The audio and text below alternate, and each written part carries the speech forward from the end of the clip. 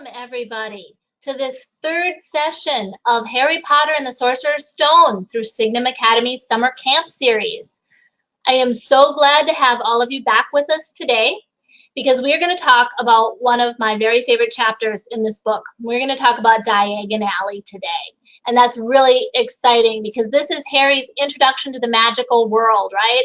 Where he really gets immersed for the first time in the world that is his. And he didn't know it before. So I'm going to share my screen with you guys, and we are going to get started.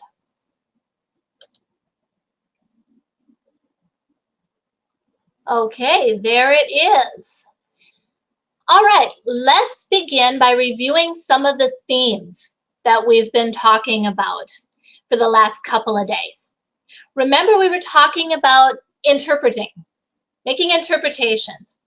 We were talking about how the characters sometimes look at a particular situation or hear something said or see something happen, but they get it wrong, right? Remember we were talking about that? Sometimes they just don't make the right interpretations about whatever it is. So we're going to keep an eye out for those kinds of things. We're also going to keep an eye out for the way JK Rowling deals with appearance versus reality. We've talked about that a lot with Hagrid already, right? How Hagrid is so wild looking and so crazy and all that bushy hair and big beard, and yet he's not really wild. He's not really crazy. He's sweet, he's loving, he's kind, and he quickly becomes one of Harry's very best friends. Okay, so the difference between appearance and reality. We've talked about how JK Rowling vividly, very, very vividly describes with her words. She paints pictures with her words, doesn't she? She doesn't just tell us, she shows us what she's trying to describe. Okay, so we talked about all that. We've asked ourselves a couple of questions to guide us. We've asked ourselves, why didn't Dumbledore help Harry? Right? Why didn't he come to Harry's rescue sooner? Harry's been 10 years with his aunt and his uncle, and they've treated him horribly. How come Dumbledore didn't swoop in and save the day? Let's see if we can figure that out by the end of the class, or the end of the camp, I should say. No homework in this one, guys, except your journals. We'll have you do those if you can at all do that. So remember, you make the book your own. Okay, and our second guiding question, how does Harry become Harry? He's been abused for all these years. He's been neglected, mistreated, and yet he still turns out to be a really great person. How does that happen? So we're going to talk about all those kinds of things a little bit more as we go through. But we're going to talk about Diagon Alley today. First of all, think about the name, Diagon Alley. Diagonally, right? That's one of JK Rowling's word plays. We're going to see a lot of her word plays in this chapter. She likes to play with words. She likes to get in there and make words do what she wants them to do and make them say things in creative and interesting ways. And Diagon Alley is one way that she does that. What is that picture? Well, what picture forms in your head when you hear that? Diagon Alley. Even the word itself, or the two words, without even knowing anything else about the place, makes me think about this long, winding street that kind of goes diagonally down into the heart of London. Okay, so we got diagonally with a twist, Diagon Alley. And when we start this chapter, chapter 5, we see Harry not quite believing what has happened to him. We see him in the morning waking up and thinking, this must be some kind of wonderful, wonderful dream. He can't even gasp that it's real. Okay? He's thinking Aunt Petunia is getting him up, knocking on his door in the cupboard under the stairs.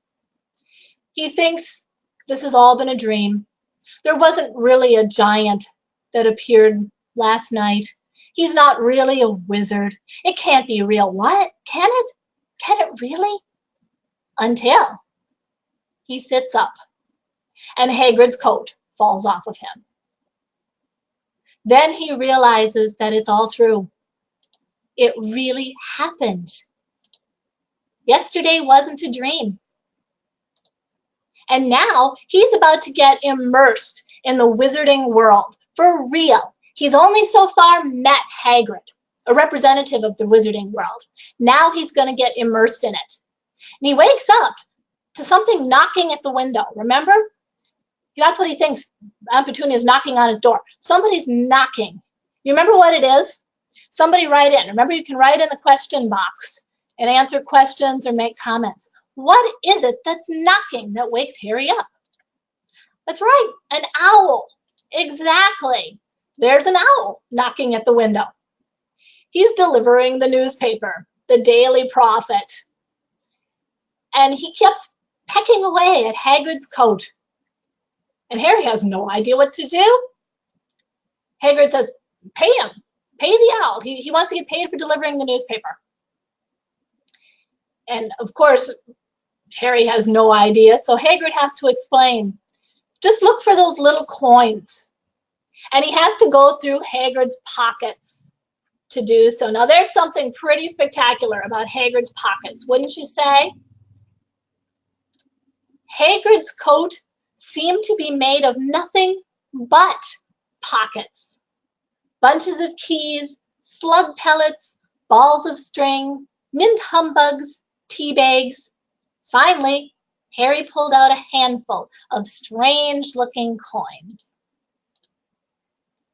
Think of all the stuff that's in Harry's pocket.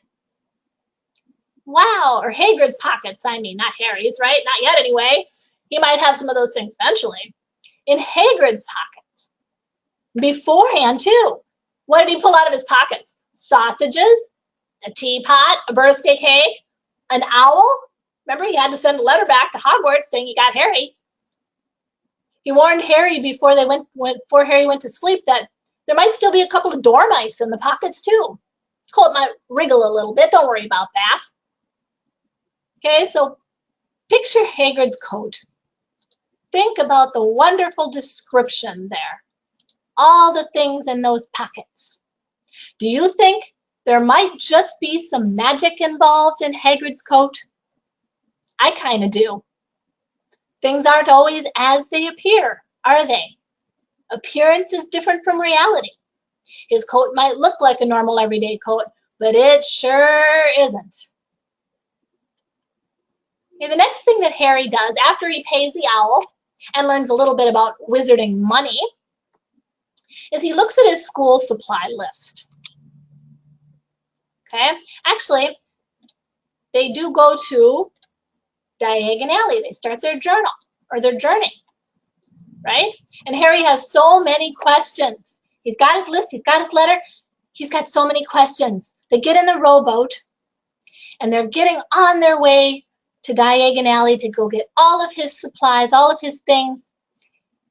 And Hagrid is sitting there in the rowboat reading the newspaper. And yet Harry is full of questions. He wants to ask all these things. So he says, Harry sat and thought about this while Hagrid read his newspaper, the Daily Prophet. Harry had learnt from Uncle Vernon that people liked to be left alone when they did this. But it was very difficult. He'd never had so many questions in his life. He's learning all kinds of new things. Everything is strange and different to Harry. Keep that in mind. Everything seems strange to him at this point. Hagrid's talking about Gringotts, the Wizarding Bank. He's talking about the Ministry of Magic. He's introducing Harry to the coins. Owls are delivering newspapers and expecting to get paid. Harry can't help himself. He's just got so many questions. But Hagrid, unlike the Dursleys, remember, they didn't like Harry to ask questions. Hagrid doesn't mind. In fact, Hagrid welcomes Harry's questions. He wants to introduce him to the wizarding world because that's Harry's world. Hagrid's and Harry's both. And that's pretty special. Okay, so before they get to Diagon Alley, Harry takes a look at his list of school supplies. Now think about that list for a minute. We're going to go over that list. Harry needs his uniform first. He needs 3 sets of plain black robes, work robes. 1 plain pointed hat, black, of course. 1 pair of protective gloves, dragon hide or similar. Think about this. This is a kid that grew up in the Muggle world. Dragon hide? We think leather, right? Leather gloves? Dragon hide. Very different. 1 winter cloak, black with silver fastenings. See how specific it is? Hogwarts students have to have just the right stuff. He needs some equipment. He needs his wand. There's something special. He needs his cauldron. It's got to be pewter, standard size too. Nothing else. A set of glass or crystal phials, little jars. A telescope, some brass scales, and his books. Oh, the books. If I were sitting in front of you right now, could see you, I would ask you to raise your hands and tell me how many of you love books. You can do it now. I can't see you, but I'm going to raise my hand because you can probably see behind me, right? How much I love books. Well, Harry is going to get some of the first books that he's ever gotten. Remember Dudley's bedroom, second bedroom that Harry moves into? Remember all the only things in that room were never touched? Dudley's books. Now Harry is going to get some of his own. And these books are not going to be quite like the books that he's ever encountered before. Just like everything else in the wizarding world, they're going to be different kinds of books. And they're going to be books with interesting names and interesting authors. And we're going to see in these now some more of JK Rowling's wordplay, how she loves to make words do fun and interesting things for her. So let's look at Harry's book list. First off, he needs the Standard Book of Spells, Grade 1, by Miranda Goshawk. The name Miranda actually means worthy of wonder. Now think about that. Isn't that appropriate for the magical world? Miranda, worthy of wonder. Well, what's Harry experiencing right now? More wonder than he's ever felt in his life. And a goshawk is a large hawk that drops down on its prey as if by, guess what? Magic. All right, so we've got some magical names already. A History of Magic by Bathilda Bagshot. Bagshot is a village in England. But notice the little bat, Bathilda Bagshot. Is JK Rowling hinting that she's a little batty? Maybe. Magical Theory by Adelbert Waffling. Does anybody know what it means to waffle? Maybe you haven't heard that word used very much, other than the thing you eat. But when you waffle, you talk a lot, but you don't say much of anything important. Is JK Rowling giving us an idea of what she kind of thinks about magical theory? A lot of talk and not much action? Maybe. How about A Beginner's Guide to Transfiguration by Emmerich Switch? Now this one should be pretty obvious, right? What do you do in Transfiguration? You switch things. So here we have the author, Emmerich Switch. Very appropriate and kind of funny too. Okay, let's look at some more of Harry's books. 1,000 Magical Herbs and Fungi by Philidia Spore. Now a spore is a reproductive cell in some plants. Kind of appropriate for a book about magical herbs and fungi, right? Plants.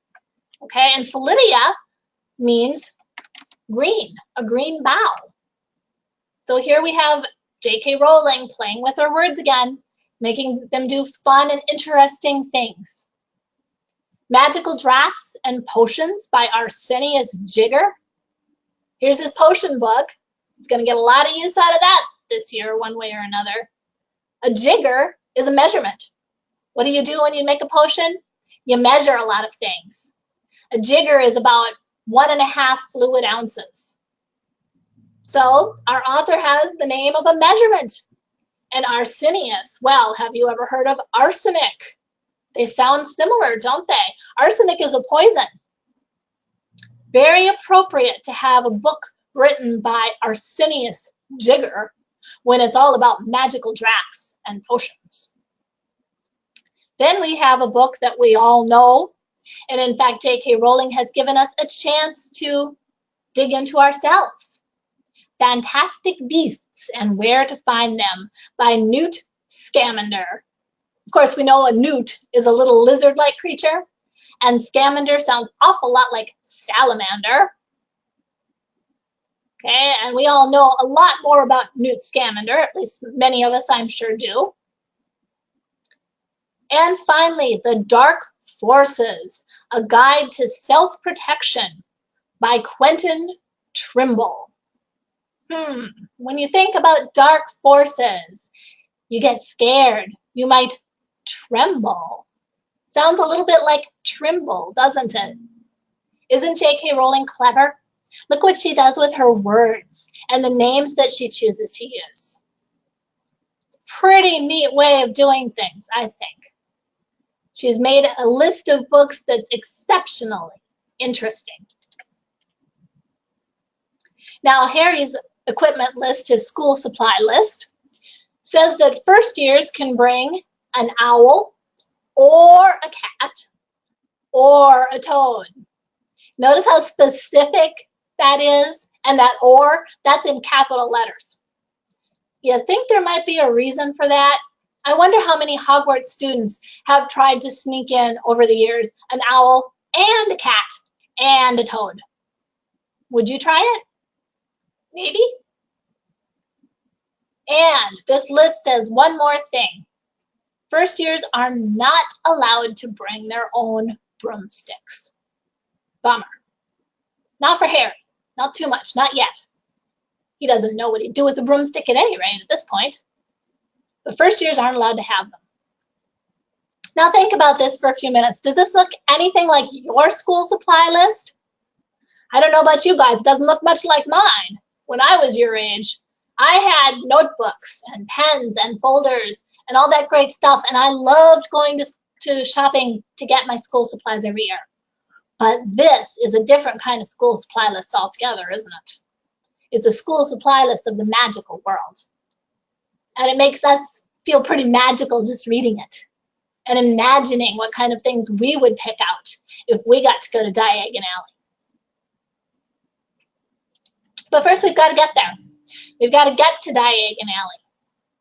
And to do that, we go through a hidden little place, the Leaky Cauldron. It was a tiny, grubby-looking pub. If Hagrid hadn't pointed it out, Harry wouldn't have noticed it was there. The people hurrying by didn't glance at it. Their eyes slid from the big bookshop on one side to the record shop on the other, as if they couldn't see the Leaky Cauldron at all. In fact, Harry had the most peculiar feeling that only he and Hagrid could see it. What do you think? Could only Harry and Hagrid see the Leaky Cauldron? I wonder. Later on, we find out a little bit more about places that Muggles can't get into. But all that hiddenness sure does change when Harry walks into the Leaky Cauldron. People recognize him immediately, don't they? They recognize him. They know who he is. He's really famous. Hagrid was right. And he doesn't know what to do about it. People are descending on him from every direction, wanting to shake his hands. Doris Caulfield, she comes up several times, just so excited to finally meet the boy who lived, the great Harry Potter. Harry's polite and bewildered and a little bit scared. He doesn't know what he was even famous for. At least he doesn't really understand it. And yet here's everybody coming up, shaking his hand, wanting to meet the famous Harry Potter. He also gets his first glimpse of Professor Quirrell, the stuttering defense against dark arts teacher. Okay, how does Professor Quirrell strike you? Think about that. What do you notice about him first? I noticed his stuttering and how he's always shaky and nervous and looks like he really doesn't want to talk about his subject all that much. He's the exact opposite of what we might expect from a professor of defense against the dark arts. We might expect somebody brave and strong and courageous, and not Professor Quirrell. Nope, Harry doesn't quite know what to think of him. Hagrid explains why Professor Quirrell is like that. He was really good when he was just studying out of books, but once he got some real experience in his field, he didn't like it very much. It wasn't what he thought. He met up with some things that really did scare him. Have you ever experienced something like that? Something that turned out to be different from what you expected? Okay, that's that appearance and reality thing, isn't it? Sometimes things look really good to us. We think, oh, I really want to do that. Maybe it's try a new sport or a new activity. I don't know. Maybe it's read a new series of books even. And they don't turn out to be quite what you expect when you really do it. Okay, so Hagrid finally gets Harry out of the leaky cauldron. Takes a while because people are pretty excited that Harry Potter is back among them again. Poor Harry. He's so bewildered by this time. And we get our first look at Diagon Alley. How do we get into Diagon Alley? Somebody write in the question box. What did Hagrid have to do to get us into Diagon Alley? Do you remember?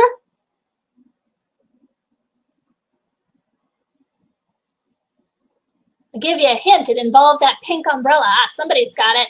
Yeah, he tapped his umbrella on the wall on a particular brick. Okay, so the most magical place, or one of the most magical places in London, requires magic to access it. That makes sense, right? So he taps his umbrella on a brick, and all of a sudden this wonderful archway opens up. And Harry sees things he's never seen in his life before. Everything is strange. Everything is wonderful. Harry wished he had about 8 more eyes. He turned his head in every direction as they walked up the street, trying to look at everything at once. The shops, the people doing their shopping. Everything's different to Harry. He sees people haggling over the prices of little scrawny bug-like things. He sees cauldrons stacked up. He sees all kinds of things that he's never seen before. It's overwhelming. He can't take it all in. He wants 8 more eyes. Have you ever been in a situation like that? Have you ever been overwhelmed by everything you saw? I remember once when I went to Disneyland when I was much younger, and I felt like I needed about 8 more eyes to see everything. Sometimes there's just no way you can take everything in, so you got to do it in little chunks, little bits and pieces. Okay, and that's kind of what Hagrid allows Harry to do. There's one place that they have to go first, and that's Gringotts. As Hagrid said to Harry, well, you didn't think your folks left you with nothing, did you? Well, of course, that's exactly what Harry did think. He'd spent his whole life being abused by the Dursleys, and all the times they talked about how much it cost for them to feed him and to clothe him and to take care of him. That was held over his head his whole life. And now he realizes that indeed his folks did leave him something. And he's heading with Hagrid to Gringotts to get it right now.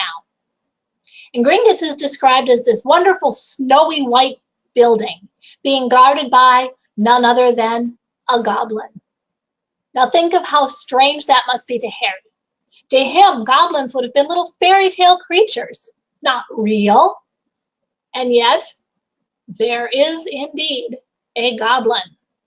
And as they approach the doors to Gringotts, Harry notices something that's, a little bit threatening on the inside. Hagrid had told him, "You'd be mad to try to rob Gringotts." And indeed, Gringotts itself warns off thieves. "Enter, stranger, but take heed of what awaits the sin of greed. For those who take but do not earn must pay more dearly in their turn. So if you seek beneath our floors a treasure that was never yours, thief, you have been warned. Beware of finding more than treasure there." Do you think that would stop somebody from robbing Gringotts? What do you think a thief might find more than treasure? All these questions spring up in our heads as we read that inscription. Do you think it would deter a thief? I don't know, maybe somebody who wasn't really set on what he was going to do would think twice about what's lurking down in Gringotts, especially when there's rumors that something is far below. What's that something that's rumored to be in Gringotts? You remember? Somebody write in and tell me what's supposed to be down there. Yeah, dragon. Would you rob a bank with a dragon in it? Boy, I think that'd make people think twice. That's for sure. Okay, so Harry goes into Gringotts. He approaches the teller, as we would say. Remember how you go into your bank sometimes and you go up to the person who helps you do your transactions? That's called a teller. Only in this case, the teller is a goblin. And Hagrid has quite a time finding Harry's key, including pulling out a whole handful of moldy dog biscuits that makes the goblin wrinkle his nose. Okay, and then pretty soon, everything is in order. Harry's key is in place. Hagrid has another little task that he must do for Hogwarts, something he has to pick up out of another vault. And Harry gets a wild roller coaster ride, doesn't he? At first, they just hurled through a maze of twisting passages. Harry tried to remember left, right, right, left, middle fork, right, left, but it was impossible. The rattling cart seemed to know its own way, because Griphook wasn't steering. Talk about something new and unusual and different, right? How many of you have gone into your bank and gotten a roller coaster ride in this cart that steers itself? Probably never before. Okay, so Harry tries to keep his eyes wide open. Just like before, he wishes he had 8 more eyes. He wants to see everything at once. And he sees all kinds of surprising things. Underground caves. Was that a glimpse of fire? A lake? Hagrid, though, he's not quite so enthusiastic.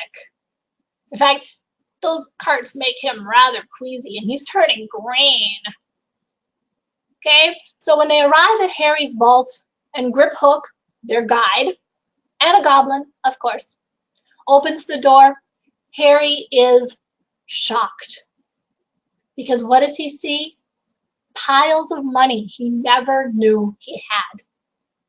Stacks and stacks of golden galleons, piles of silver sickles, mounds of bronze newts. And he gets enough for the term. Hagrid assures him they'll keep the rest safe for him. And then it's down to another vault. Down to the vault that Hagrid has business in. Hogwarts business. Top secret, you know. And Dumbledore always trusts him with that kind of thing. Okay, so the next vault, though, is a little bit different. It's a very special lock.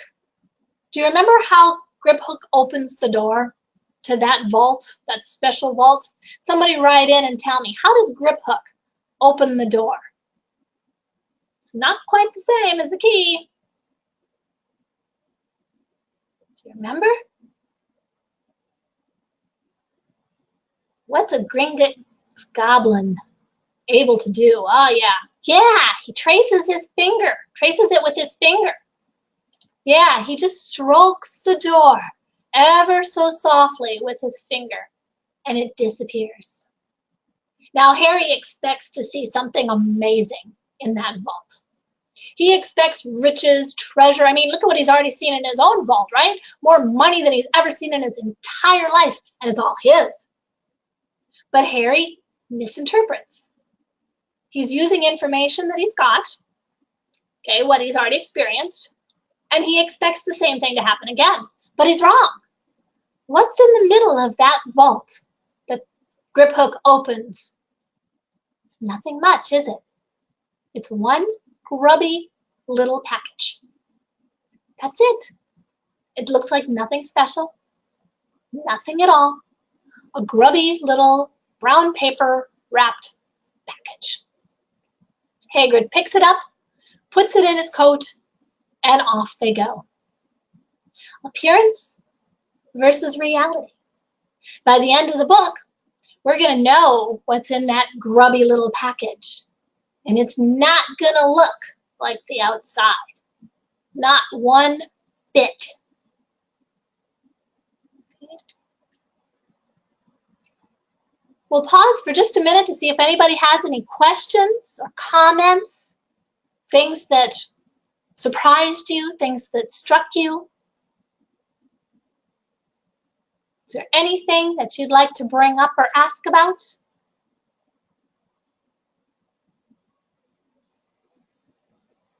Remember what we've been talking about making the book yours. Don't let the words just go by you on the page. Think about them. Write about them. That's where the journal questions come in. Draw them if you love to draw. But make this book your own. Make this camp your own. You enter into the story. You become part of Harry's magical world. That's part of the love of reading and the delight of reading, when you can enter into a new world and experience all new things through the characters that you meet there. And we are about to meet another character, aren't we? Remember what happens? Hagrid has to go back to the leaky cauldron to get a little something to support him after that wild ride in the Gringotts cart. And he leaves Harry to go off to Madame Malkin's robes for all occasions and get his Hogwarts school robes. But there, he meets somebody who's going to be extremely important in the story for all 7 books. Well, we don't even know his name yet. We get a description. He's a boy with a pale, pointed face. And we get some dialogue, some words that tell us quite a bit about this pale, blonde boy. He says, "My father's next door buying my books, and mother's up the street looking at wands," said the boy. He had a bored, drawling voice. "Then I'm going to drag them off to look at racing brooms. I don't see why first years can't have their own. I think I'll bully father into getting me one, and I'll smuggle it in somehow." Now, what do these words tell us about this boy? We don't know much about him yet. But we can look at his words and we can figure some things out, can't we? He's got money, that's for sure. Sounds like he's a little spoiled, doesn't it? Notice that his father's buying his books, his mother's up the streets looking at wands. He's going to bully his father into buying him a broomstick. He thinks he can do that. Yeah, somebody says he's a brat. Yeah, I would agree with you there. He is a brat, isn't he? He comes across as a brat almost immediately. He's got a disregard for the rules. I'll smuggle it in somehow. And when he finds out that Harry is with Hagrid, we find out that this drawling boy is pretty stuck up. He's sort of a servant, isn't he? He says. And Harry, of course, defends Hagrid. I think he's brilliant. And then we find out a little bit more about what this boy thinks about his fellow witches and wizards. He asks Harry if his folks were, like them. And Harry says, well, they were a witch and a wizard, if that's what you mean. And the boy says, I really don't think they should let the other sort in, do you? We don't know exactly what he's talking about at this point, perhaps. Harry's not sure. But he means those not born of magical parentage, muggle-borns. Now Harry has a negative reaction immediately to this boy. He likes the boy less and less as they talk. And he's really kind of glad when Madame Malkin finishes up his robes and he can take off. Harry has very different values from this boy. And here we get a little bit of a clue about why Harry ends up to be Harry, even after all those years of abuse, and why Dumbledore didn't help him right away. Do you ever think that sometimes maybe hard times, difficulties, build character? Make people appreciate the good that they see when they've already experienced the bad? And make them recognize when something isn't right? Harry knows right away this boy is not going to be a friend of his. He's a lot like Dudley. And he knows right away that'll never do. So we're getting some clues already about Harry's character and how it came to be that way, and why Dumbledore may have left him to grow up the way he did. And now Harry has to continue his shopping trip. And he gets to go to Flourish and Blots and buy books. They bought Harry's school books in a shop called Flourish and Blots, where the shelves were stacked to the ceiling with books as large as paving stones bound in leather, books the size of postage stamps in covers of silk, books full of peculiar symbols, and a few books with nothing in them at all. Even the books of the wizarding world are strange and wonderful and interesting, aren't they? Books with nothing in them at all? How would you read them? Good question. Okay, look at the name, Flourish and Blots. That's a wonderful name for a bookstore. You know what a flourish is, right? When somebody signs their name with a flourish, they do it very fancy and they kind of sweep their pen across the page. That's a flourish. But a blot is just the opposite. It's an ugly blob of ink that falls from your pen onto your paper. So we have flourish and blots. JK Rowling's playing with words again, isn't she? Okay, and Harry starts reading a book when he's in Flourish and Blots. Do you remember what it is? This is kind of a trivia question. Can anybody tell me what kind of book or what book Harry starts reading when he's sitting in Flourish and Blots? It's one of those little details you can pick out in many different reads.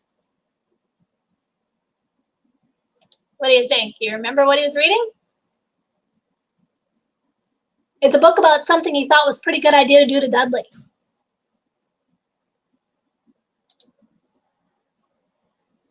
It was a book called Curses and Counter Curses. Bewitch your friends and befuddle your enemies with the latest revenges. Hair loss, jelly legs, tongue tying, and much, much more. Harry thought it might be a pretty good idea, but Hagrid had to drag him away from that because, as Hagrid said, well, you're not going to be able to work any of those curses yet anyway. And besides, underage wizards can't do magic outside school. Oh, darn. Like Hagrid said, not that it wasn't a good idea, but just didn't work. So now they have a couple more things on their list. And Hagrid says he hasn't yet gotten Harry his birthday present. I'm not sure Harry even remembers that it's his birthday right at this point. His birthday is pretty special, of course, but with all these wonderful new things he's experiencing, I think it kind of slipped his mind. So Hagrid says, I gotta get you your birthday present. I think they'll get you your animal. And Harry, of course, he sputters, oh, you don't have to, you don't have to. Well, yeah, Hagrid insists. Okay, remember what Harry got for his birthday the previous year? He got a coat hanger and a pair of Uncle Vernon's old socks. How would you like to get that for your birthday? And yet, Harry's embarrassed when Hagrid wants to get him a birthday present. But he lets him. Here's that appearance versus reality again. That wild Hagrid has got a heart of gold. All love and kindness for Harry. 20 minutes later, they left Elop's Owl Emporium, which had been dark and full of rustling and flickering jewel-bright eyes. Harry now carried a large cage, which held a beautiful snowy owl, fast asleep with her head under her wing. He couldn't stop stammering his thanks, sounding just like Professor Quirrell. Notice the wording here. Remember how we talked about JK Rowling using vivid descriptive language and showing us rather than just telling us?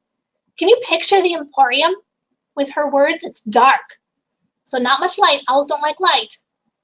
And it's full of rustling. You can hear the owls moving around and their feathers rustling, can't you, as they shift on their perches. And flickering jewel-bright eyes. You picture those little flickers of red and green and yellow, whatever color eyes owls have. Okay, so Harry leaves Elop's Owl Emporium with one of his best, well, I think we can safely say, the best birthday present he's ever gotten from somebody who has become the first friend he's ever really had. And I think maybe, see if you agree with me, but I think maybe that's more special than anything else that has happened to Harry that day. All the weirdness, all the wonder, all the times he's wished he's had 8 more eyes. Somebody got him a birthday present. Not because he had to, but because he wanted to. That's pretty special. Hagrid's a pretty good guy, isn't he? Okay, now there's one thing left on Harry's list. Just one. And he goes to get that at Ollivander's, makers of fine wands since 382 BC.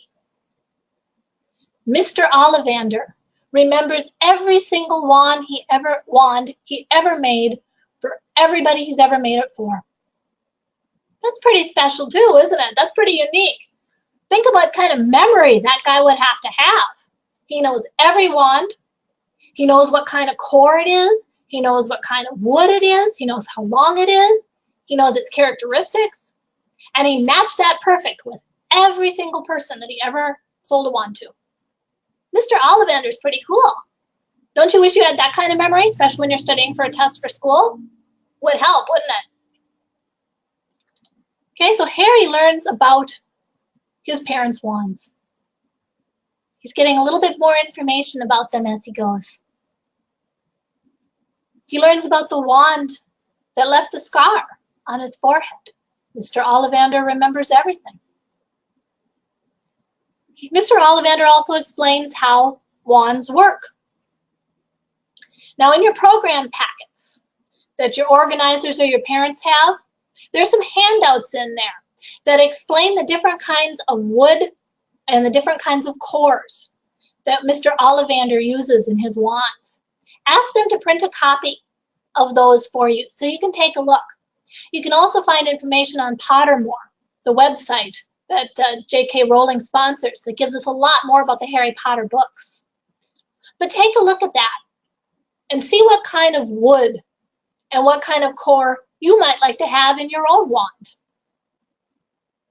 I'll tell you what mine is. If you go on Pottermore, you can get your own wand. You can log in, you can get sorted into your house, you can get your own wand, at least virtually.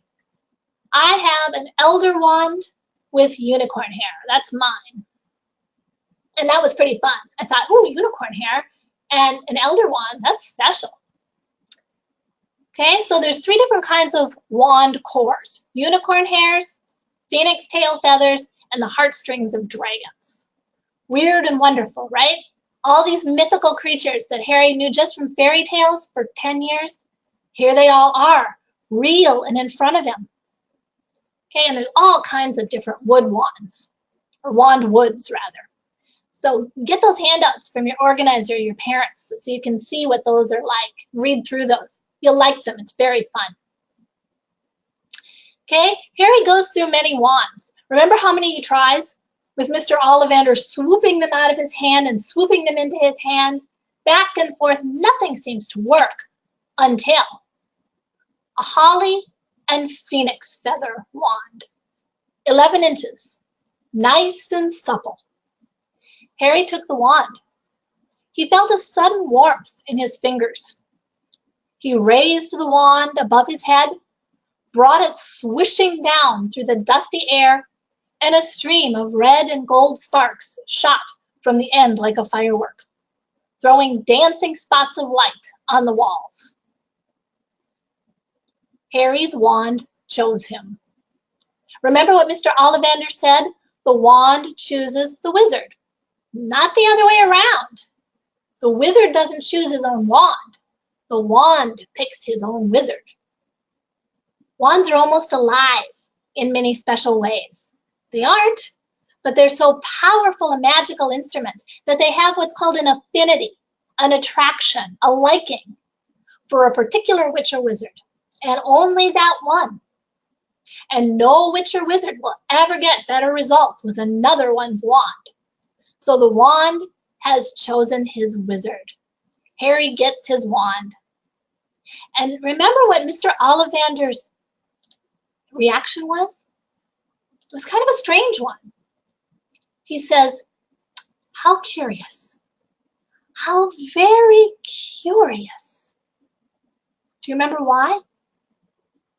Somebody write in. Do you remember why Mr. Ollivander gave that reaction?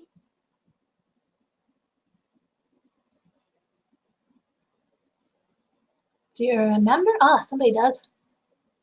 Yeah, it is the twin of the wand that gave Harry that scar on his forehead. The phoenix, who gave a tail feather for Harry's wand, gave only one other. And that tail feather went into a yew wand.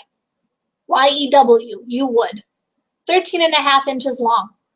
The wand that gave Harry his scar. Mr. Ollivander notices the strangeness of this. And he says, "We will expect great things from you, Mr. Potter, because Voldemort, he who must not be named, as Ollivander calls him, did great things. Oh, terrible, yes, but great." Creeped Harry out a little bit, didn't it? He wasn't expecting that. Now notice how JK Rowling sets up this story. She gives Harry a wand that is the twin to Voldemort's. The link between them is stronger than we might see, at least at first. And I know most of you have probably read the entire series and know how it plays out, but just in case, I'm not going to give any spoilers about that, especially not when we're talking about only the first book. Okay, so Harry is now done with his shopping, and it's time to go back to the Muggle world. Let's see how his reaction is to this. Remember how he thought everything was strange and new and remarkable when he entered into the wizarding world? Let's see what he thinks when it's time to go back to the Muggle world. Hagrid bought Harry a hamburger, and they sat down on plastic seats to eat them. Harry kept looking around. Everything looked so strange somehow. Everything looks strange back in the Muggle world to Harry now. Things are different. Harry has been totally immersed in the magical world. And now he's going back to the Muggle world, the world he's lived in for 10 years, the only world he's ever really known. And things seem strange to him. He doesn't really belong there anymore. Perhaps he never did. Harry's found home, or at least he started to. He's found the place where he belongs. And now when he's going back, everything looks strange to him in the Muggle world. Isn't that neat how JK Rowling does that? How she makes us see Harry's perspective change in just one day of entering into the wizarding world? We know how much Harry belongs there, but he's still scared and he's still uncertain. He doesn't know how he's going to do it. He knows nothing about magic. He can't remember what he's famous for. All these people are coming up and talking to him, shaking his hand, making a big deal out of him. He doesn't remember anything. And he doesn't know how he's going to do magic. He thinks he's going to be miles behind everybody else. And remember what Hagrid does? He gives him a very kind smile and reassurance that Harry is going to be just fine. And that if Harry needs anything, by the end of the summer or before the end of the summer, he can just send along his owl. She'll know where to find Hagrid. Okay, now compare this. Compare Hagrid and his kindness and his love for Harry and his reassurance, both with his appearance, which we've talked about a number of times, and with what the drawling boy says about him. That drawling boy, he's missing out on something very important, isn't he? By just looking at Hagrid as a servant, somebody beneath him, somebody worthy of no notice, look what he's missing out on. Look at the misinterpretation he's making by just looking at Hagrid's appearance and Hagrid's social status. He's missing out on a really, really wonderful, caring friend, isn't he? Okay, and that's exactly what Hagrid says is exactly what Harry needed to see and to hear. The smile and the words of reassurance. Okay, so we're going to leave off and we're going to look at the journal question for this chapter. This is a fun one. What is your favorite shop in Diagon Alley and why? Where would you go first if you could visit Diagon Alley for an afternoon? I know where I'd go. I'd go right into Flourish and Blots and look at all the books. What about you? Where would you go? Okay, I want to do something a little bit fun with you guys for the last couple of minutes of class. So if you would just bear with me briefly, I am going to change my screen showing so that you can see a little bit of Diagon Alley. Ah, there you go. Can you see it? Here is a picture of Flourish and Blots.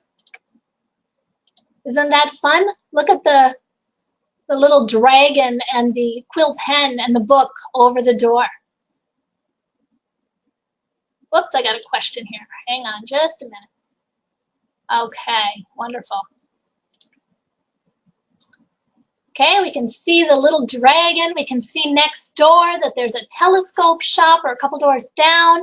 We can see Madame Malkin's robe shop next door on the other side. Look at the little books sitting outside underneath. This comes from the Harry Potter Illustrated Edition, and it's drawn by Jim Kay.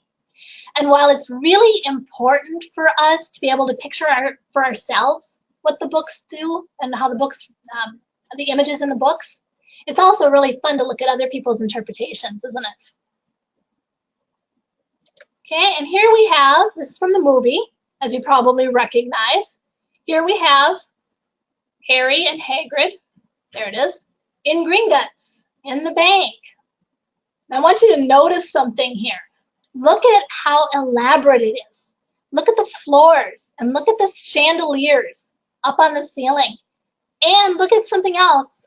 Look at the cobwebs. Look at how the chandeliers are draped with cobwebs. Isn't that funny?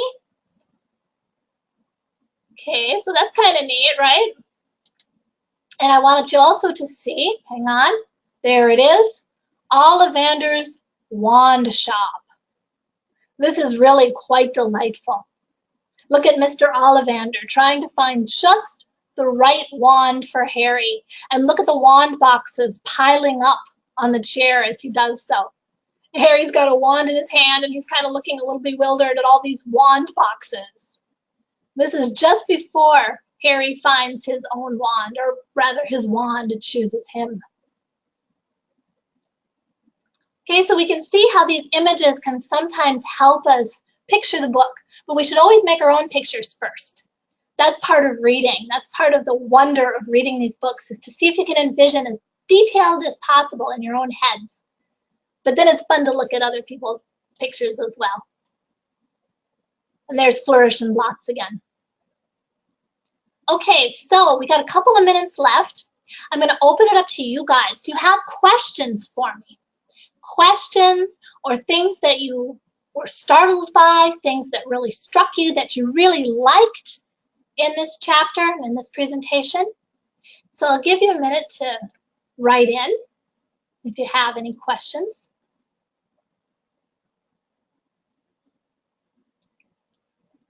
Oh, I just noticed something. Look at the chimneys on the top of Flourish and Blots. Look at the shape of the animal heads on them. Isn't that funny? The more you look at these pictures, the more you see. You can look at them a dozen times and still see something new. Same with reading the books, right? You can read them as many times as you want to with a really good book, and you see something new every time. Okay, so does anybody have any questions for me today? Anything that really stands out for you?